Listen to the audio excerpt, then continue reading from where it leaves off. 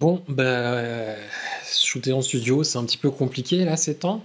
Moi j'ai de la chance, j'ai encore un salon, mais on n'est pas tous plusieurs dans nos appartements. On n'a pas tous l'occasion de vraiment shooter avec du monde là maintenant pour encore quelques jours. Mais ce que je vous propose aujourd'hui, c'est de vous montrer quelque chose pour pas perdre la main sur vos éclairages, voire même vous faire la main pour vos éclairages pour la suite, même si vous n'avez à disposition que votre ordinateur magique.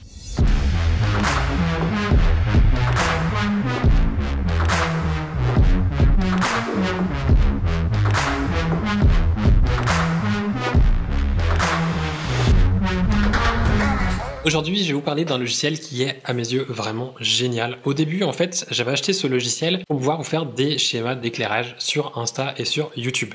Sur YouTube, je ne l'ai pas vraiment utilisé. Je crois que j'ai dû l'employer une fois et c'est tout.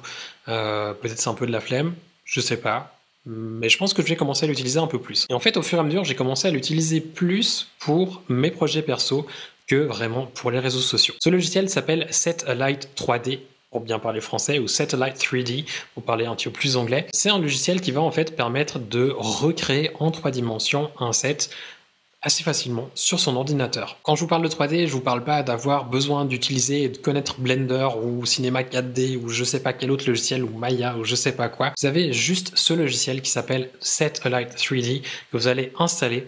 Il est disponible en 2 versions, mais ça je vous en parlerai après. Et du moment où vous avez ce logiciel, vous allez pouvoir recréer votre set directement sur l'ordinateur en mettant les différents éléments que vous souhaitez sur votre set. Ça paraît d'être un petit peu vague comme ça, je vais vous montrer tout de suite à quoi ça ressemble. Et vous allez voir que c'est vraiment pas compliqué du tout, à vrai dire, c'est vraiment un truc presque fait pour les enfants tellement c'est simple. Et avant d'en venir à ça, je voulais déjà vous parler de peut-être des cas dans lesquels c'est réellement utile. Parce que oui, il y a le fait de pouvoir partager ça sur les réseaux sociaux. Si vous me suivez sur Insta, je pense que vous avez vu certains de mes posts en swipe, vous avez accès à ça et c'est assez cool. En tout cas, moi je trouve que c'est assez cool. Ça vous permet de voir un petit peu le set que j'ai utilisé pour une photo. Mais ça va permettre aussi, de vous entraîner pour voir les différents effets que certaines lumières peuvent avoir, travailler avec des gélatines ou ce genre de choses. Et la deuxième chose aussi, on dirait un lapin, la deuxième chose aussi, c'est que ça vous permet de créer en fait un set que vous allez montrer à votre client avant même d'avoir shooté. Ceux qui font du commercial, peut-être que vous avez l'habitude de le faire, je sais pas. Généralement, je fais pour mes clients ce qu'on appelle un pré-pro book, un book de pré-production, donc un petit booklet dans lequel on va retrouver les différents sets, les infos sur les différentes personnes, le casting, le crew, enfin bref, tout ça en un seul document. Et j'aime bien inclure aussi un diagramme de mes éclairages. Alors, plutôt que juste d'écrire et de mettre des photos d'inspi, je peux vraiment le faire dans ce logiciel et montrer à quoi ça va réellement ressembler le jour du shoot. Et ça, c'est vraiment génial. L'interface ressemble à ça. Donc, vous voyez que c'est pas quelque chose qui est vraiment fou, c'est pas une interface qui est forcément très moderne. Il y a beaucoup de choses et il y a énormément de choses que l'on peut modifier et c'est ça qui nous importe. La première chose que l'on va pouvoir faire, c'est définir notre décor. Donc on n'est pas limité forcément à mettre juste un fond de studio et c'est tout. Et qu'ici on a 2 sources de lumière, on a un appareil photo et on a un fond en papier. Mais on peut définir vraiment notre studio comme on le veut. Par exemple, si je clique ici n'importe où, on a une taille de pièce qui est de 5 mètres de largeur, de 6 mètres de longueur et de une hauteur de 2,50 m.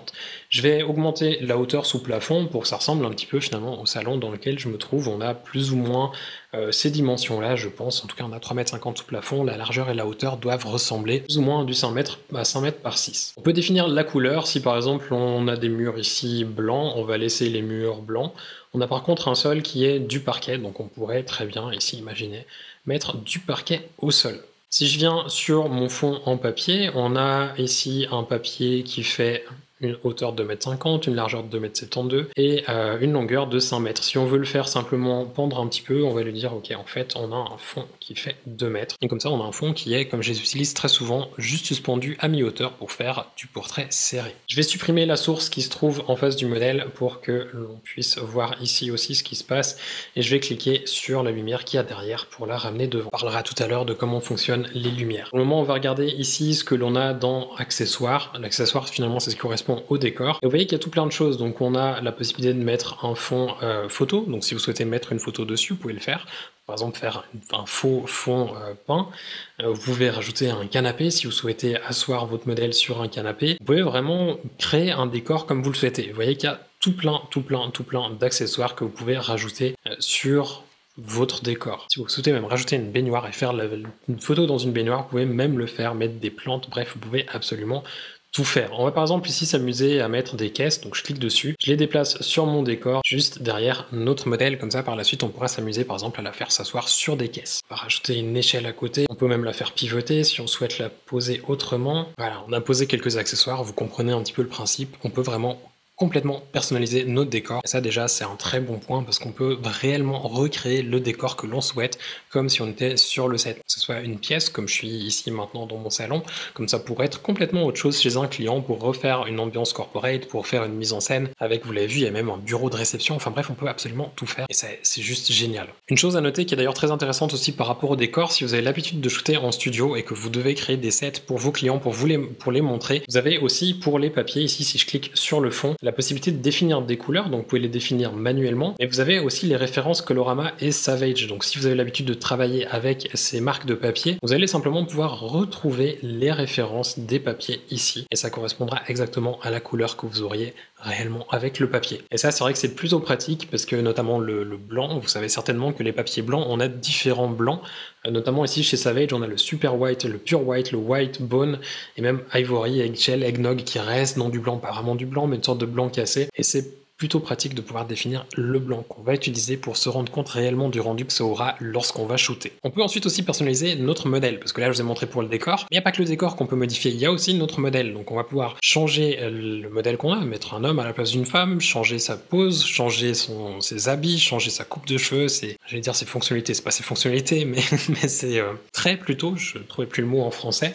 On va venir pour ça cliquer sur notre modèle, et vous voyez qu'ici on a tout plein de choses. Alors peut-être un petit truc important à noter, c'est que le logiciel existe dans plusieurs langues, par contre les traductions ne sont pas toujours tout à fait finies. On se retrouve notamment ici avec Bones qui est pour ossature, que l'on peut changer en fait manuellement, donc ça correspond vraiment au trait que vous voulez. On va déjà regarder l'onglet style avant de revenir sur Bones, et même encore avant ça, on va cliquer sur l'onglet modèle qui se trouve en bas, et vous voyez que vous avez déjà des modèles prédéfinis. Donc si vous n'avez pas envie d'en créer un vous-même, vous allez simplement cliquer sur un, admettons qu'on veut Jessica avec des cheveux courts, on va cliquer dessus et la rajouter en la glissant sur notre set. Et vous voyez qu'elle vient comme un épouvantail avec les bras tendus sur notre set, et on va pouvoir la modeler comme on le souhaite. C'est peut-être un petit peu bizarre de modeler quelqu'un, mais c'est ce qu'on peut faire avec ce logiciel. Vous pouvez simplement imaginer que c'est un peu les Sims, mais version photographe. On va cliquer sur le modèle, on peut lui changer sa coupe de cheveux, si par exemple on veut qu'elle ait, admettons, des cheveux un petit peu frisés, bouclés comme ça, on va dire qu'on veut qu'elle ait des cheveux peut-être plus foncés.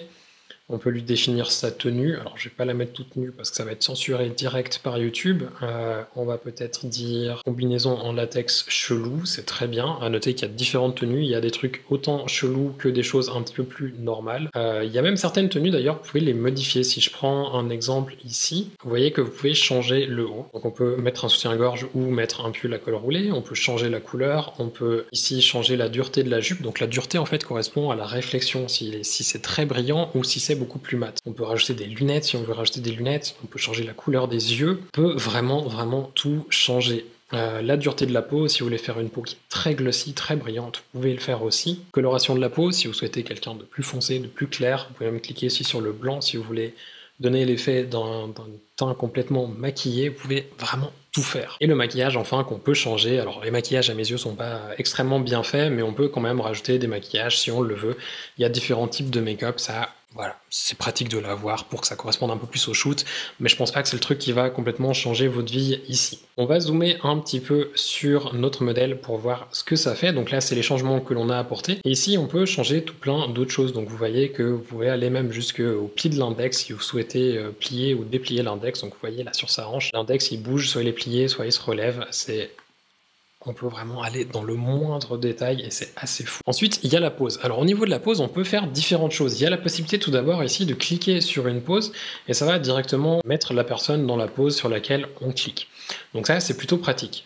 Mais il y a des fois où peut-être qu'on n'aime juste pas la pose. On va ici, par exemple, venir prendre une pose assise. Comme ça, on va pouvoir la mettre assise sur les caisses qui se trouvent derrière.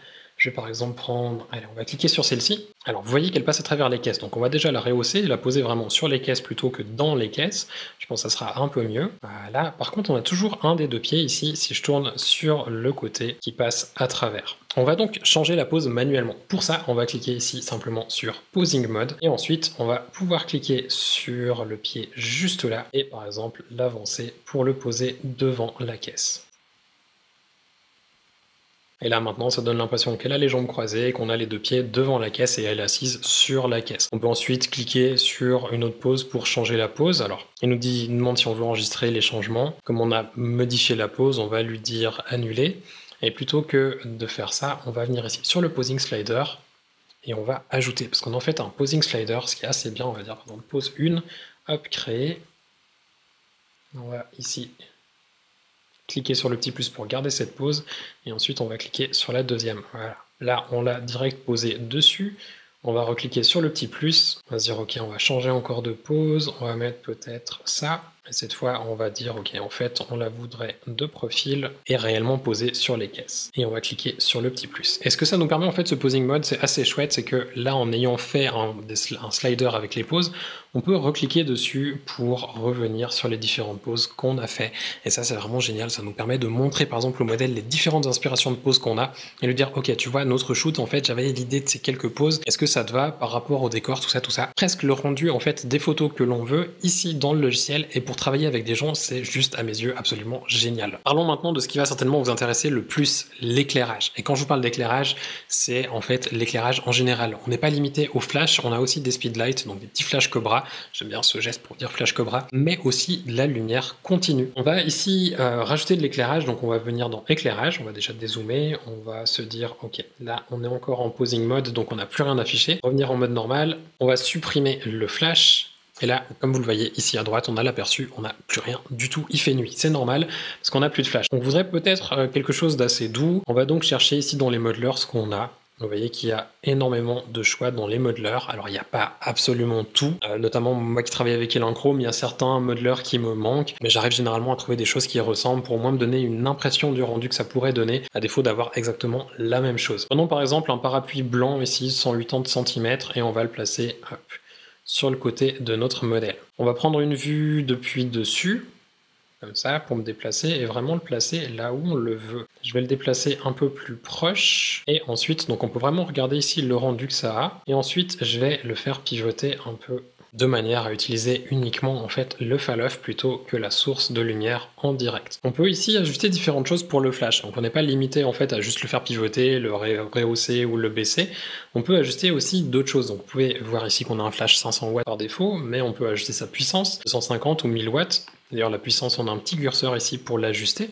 Ici on voit que c'est par exemple peut-être pas assez fort, on va donc augmenter la puissance. En dessous, on a la température couleur, donc pour le flash, mais aussi pour la lumière active, et comme ça, on peut en fait faire varier la température de notre flash et réellement avoir le rendu qu'on veut. Vous verrez après sur l'appareil, on peut aussi ajuster ça. On peut aussi rajouter une gélatine si on le veut, donc on peut soit mettre une couleur que l'on veut, donc manuellement avec les gélatines ici, ou alors comme pour les fonds, avoir des références. Alors il n'y a pas les références Rosco, mais il y a les références Lee. On va pouvoir cliquer ici sur gélatine et se dire ok, en fait j'aimerais bien une ambiance, et on va mettre ici du jade, de manière à créer quelque chose, et vous voyez qu'on a effectivement la scène qui est colorée. Et ensuite on peut travailler avec d'autres flashs. Si par exemple on veut mettre une rime avec une autre couleur, on va prendre ici une strip box, on va prendre une strip box assez fine et assez longue, on va la placer derrière, et sur celle-ci on pourrait aussi mettre une gélatine. On va dire par exemple ok, en fait on veut une gélatine de couleur, on va cliquer sur les couleurs, on va prendre par exemple du magenta, et on a ici un rendu qui est assez intéressant. Si par la suite vous vous rendez compte qu'en fait les modelers vous plaisent finalement plus trop, vous pouvez tout à fait les changer, vous n'êtes pas obligé de supprimer le flash, vous pouvez simplement revenir ici, vous voyez qu'il y a un truc qui s'appelle forme légère. Alors je sais pas pourquoi forme légère, j'imagine c'est une traduction de softbox, je sais pas, mais on peut le changer, on peut choisir exactement ce que l'on veut. Donc si certains des modelers que vous avez mis ne vous plaisent pas, vous changez votre modeler et ça vient remplacer tout simplement, et c'est vraiment tout ce qu'il y a de plus bête à faire. Vous pouvez aussi enlever le trépied. Si vous avez un bras ou une girafe et que vous souhaitez faire comme s'il s'était devant l'appareil, vous pouvez enlever le trépied pour pas que ça gêne, et vous voyez qu'à l'affichage, il n'y a plus de trépied sur la lumière. C'est extrêmement simple à employer, vous voyez jusque là il n'y a rien de absolument fou, c'est juste cliquer, déplacer, cocher les cases, on lit un petit peu ce qu'il y a, et c'est assez clair même si certaines traductions ne sont pas forcément super précises. Si vous préférez travailler avec des petits flashs Cobra plutôt que des flashs, des strobes on va dire, des flashs de studio, vous avez aussi quelques possibilités ici sous Speed light où vous avez 2-3 petits trucs. Vous avez notamment le Light Blaster si vous souhaitez faire un effet sur le fond. À noter d'ailleurs que vous avez aussi dans l'éclairage ici, tout au début, un truc qui s'appelle Gobo Projector que vous pouvez utiliser pour aussi faire une projection avec différentes formes sur les éléments que vous voulez, que ce soit sur le modèle ou sur le fond. Vous pouvez faire un petit peu ce que vous voulez et ça c'est assez chouette aussi pour vraiment aller jusqu'au bout de votre éclairage et créer absolument tous les effets que vous avez envie de faire. Vous avez ensuite sous Permalight. Alors, Permalight, c'est simplement la lumière continue, différentes sources de lumière continue. Alors la majorité sont des références ARRI, il n'y a pas tellement autre chose à part la ring light au début, qui sera peut-être utile si vous voulez montrer à des personnes qui ont des ring lights. Je pense notamment à beaucoup de make-up artistes et de coiffeurs qui ont ça dans leurs ateliers, dans leur salon. Si vous voulez leur montrer comment ça peut être utilisé autrement que juste en ring light, vous pouvez utiliser ça et montrer un setup assez facilement. Et enfin, dans utilitaire, on a autre chose aussi qui est intéressant, c'est qu'on peut rajouter différents accessoires, je pense notamment aux réflecteurs, pour donner des effets en plus. Dans ces réflecteurs, le seul regret que j'ai, peut-être que je l'ai pas trouvé, si certains d'entre vous le trouvent, n'hésitez pas à me le dire, ça m'intéresse beaucoup, c'est que j'ai pas réussi à trouver un endroit où il y a en fait un diffuseur. Donc sur certains modeleurs, on peut rajouter une couche de diffusion, par contre j'ai pas trouvé de moyen de rajouter un diffuseur comme on le fait avec un grand scrim ou avec des choses comme ça. On peut quand même rajouter un flag, donc un panneau noir, on peut rajouter des panneaux blancs, des panneaux argentés, dorés, différentes choses comme ça, et ça c'est déjà bien. Mais s'il y avait un diffuseur, ça serait encore mieux. Ensuite, on a aussi au niveau de l'appareil où il y a quelques réglages, on va passer rapidement dessus, comme ça après je vais vous montrer comment vous pouvez exporter vos différents schémas pour les montrer à vos clients ou simplement pour les garder pour vous. On a ici sur la droite en fait tous les réglages que l'on peut avoir pour l'appareil photo. Donc on peut définir la taille du capteur, si on a un grand ou un petit capteur en fonction du boîtier que vous avez. On peut choisir le format de la photo, parce que peut-être si vous avez des moyens formats, ça sera plutôt du 4/3 ou peut-être sera même du 5/4 selon le boîtier que vous avez. Définir la balance des blancs. Vous avez ensuite ici l'objectif. L'objectif d'ailleurs, si vous mettez un zoom, vous avez ici sur le côté un curseur qui vous permet de zoomer et de dézoomer dans votre photo assez facilement pour ajuster votre cadrage. La vitesse d'obturation, le diaph et enfin l'ISO. Vous pouvez les changer facilement en cliquant dessus et en ajustant. Ensuite, l'appareil photo, on vient sur le schéma et on peut le déplacer. Hop, on va le mettre par exemple assez proche, on va le descendre et ensuite plutôt que de bricoler pour le déplacer, pour l'ajuster et le faire pointer sur notre sujet, on va venir ici aligner l'appareil photo avec le modèle, clac, ça va aligner pour nous. À partir de là, on peut ajuster notre cadrage comme on le veut. Et si vous n'aimez pas trop le cadrage vertical qu'il y a par défaut, vous pouvez cliquer sur le petit rectangle qu'il y a là, ça va faire pivoter votre appareil pour changer le cadrage que vous avez. Passons à la suite, on a différents onglets. Alors dans View, on a différentes choses ici, c'est pas la partie que j'utilise le plus en fait du logiciel parce que je préfère utiliser la partie export. On a le histogramme sur le côté, on a la vue en fait que ça donnerait de notre photo. Si vous voulez voir en meilleure qualité, vous faites générer rendu de l'image. En attendant que ça génère, on va regarder ici sur le côté. Donc on a tout d'abord le setup vu de dessus, comme ça on a vraiment un aperçu de ce à quoi ressemble le setup vu de dessus en termes de dimension, d'espace et de direction des différentes sources de lumière et des éléments. En dessous on peut rajouter une note si on veut taper une note en disant ok, pas oublier de faire ci ou de faire ça. On peut ensuite voir la liste plateau. Donc liste plateau, c'est en fait les différents éléments qu'on a utilisés. Vous voyez qu'il y a les différentes sources de lumière. En dessous encore les éléments qu'on a placés. D'ailleurs c'est un petit peu dommage que là on n'ait pas la référence des gélatines à côté, mais on voit comme les couleurs, c'est déjà un petit indice sur ce qu'on a utilisé. Et là on a maintenant notre rendu 3D de la photo telle qu'elle sera réellement après la prise de vue. Si on vient sur export, on a deux possibilités. En fait, on a ici la première qui vient par défaut, c'est le JPEG. JPEG, on a plusieurs modèles. On a, chaque fois qu'on clique sur le modèle,